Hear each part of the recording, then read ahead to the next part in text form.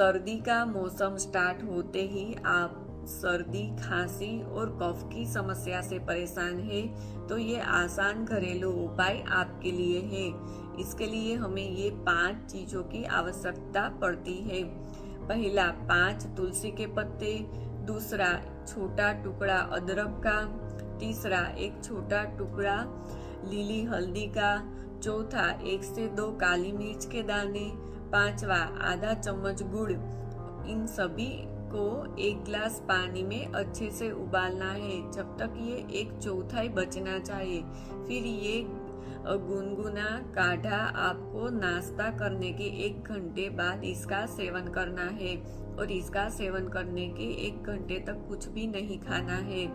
ऐसा सिर्फ 15 दिन करने से आपकी नेचुरल इम्यूनिटी बूस्ट होती है और सर्दी खांसी की समस्या में फायदा